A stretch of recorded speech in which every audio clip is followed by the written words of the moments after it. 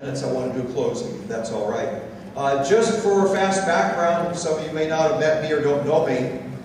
My background in politics is very unusual because I was trained as an engineer, and they usually don't let them in politics at all. And as you can imagine, combat engineer officer, then I worked for IBM. I sold computer systems to help productivity in businesses. And then what happened is I got more and more concerned about what was going on in politics. So I ran for political office. Now, as you know, I'm U.S. Congressman Todd Akin. I'm running to replace Claire McCaskill for some very good reasons. And as you can figure, you got somebody who's a business person and an engineer. I'm rated the most conservative congressman in the state of Missouri, which is really exactly surprising.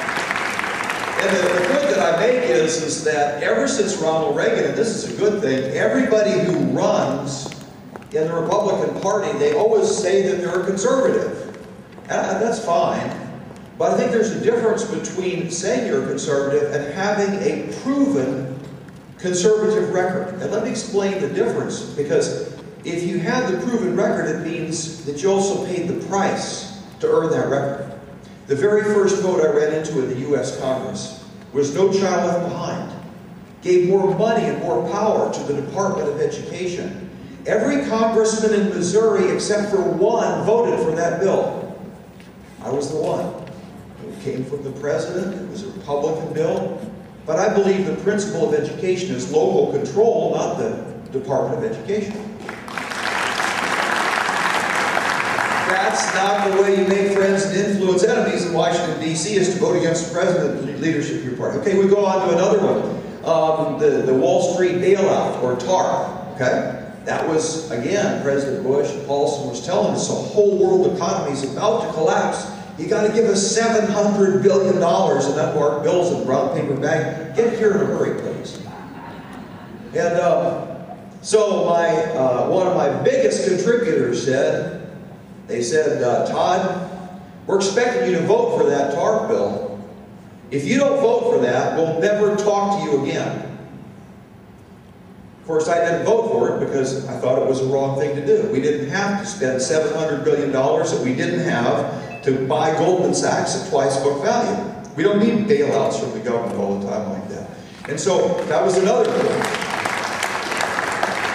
My point on these examples is that what makes me a little different as a person in the political world is I try to look at the principle of something and not the party of it.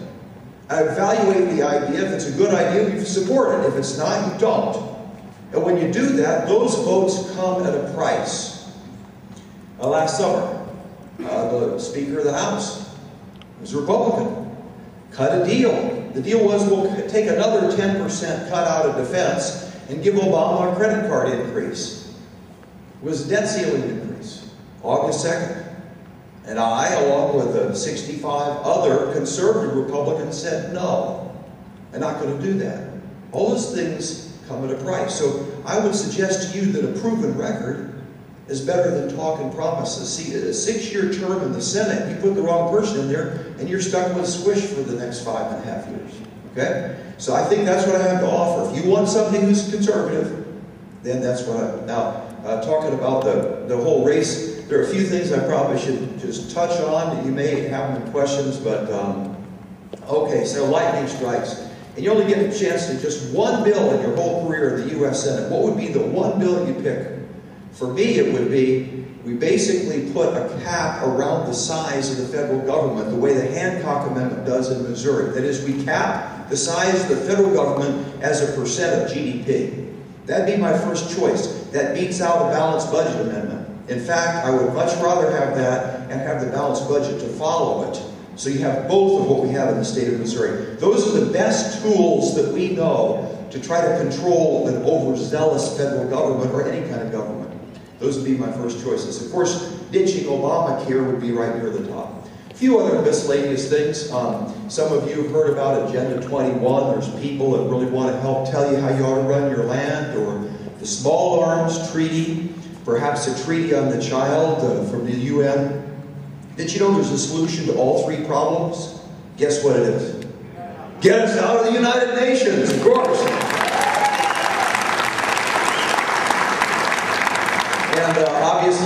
in the Senate, you're looking at judges. We want judges who are going to defend the Constitution, not bring some weird ideas and try and rewrite it and everything like that. So that's just a quick. I'm going to come back for a little bit of a conclusion, but I wanted to give you a feel for my background, what I have to offer. What I think I have to offer, again, is a principled approach to legislation. I try to stay straight, just what logic says, put the politics aside, and do the right thing. And I've done that for a period of time. You can check the record, go to Akin.org and see some of our advertisements that Huckabee's done and all that. Let's do some questions, okay? All right, first question. What is your position on the debt ceiling? What's the position on the debt ceiling? Well, that's actually one you take a little bit longer to explain it. Because the debt ceiling, the government spent the money, and the question is, are you going to increase your credit card limit to pay your debts? That's what the debt ceiling does. So I'll give you an example. First time I was in Congress, we're talking less than 6 months after September 11th, okay? And they're still pulling bodies out of the rubble, and we're in the process of trying to figure out who the terrorists are, what those networks are, and how do we defend America? Are they going to attack us again? And things like that. And we're what we think is maybe a year or two away from a balanced budget. And so are you going to increase the debt ceiling under those conditions? The economy is still rough at that time, as you know. Well, under those conditions, I say, yeah, I think it makes sense to increase the debt ceiling because you don't want to just literally, it's not a total shutdown, but it basically says there's a lot of bills that the government's paid and we're not going to pay back those bills. So that's pretty serious. You have to make a distinction between when the situation occurs.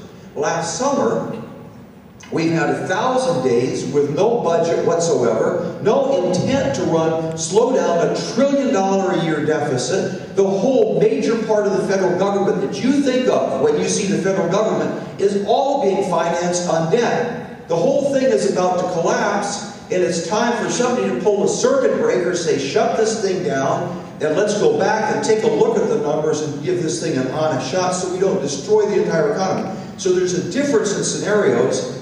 And that's why I voted against the debt ceiling, but it also included the 10% cut to defense, which made it extra bad from my point of view. So my point is, the debt ceiling, I don't like it. I don't like the overspending, but there's some scenarios where you say, it probably made sense right after September 11th. It certainly did not make sense on 2011. Yeah.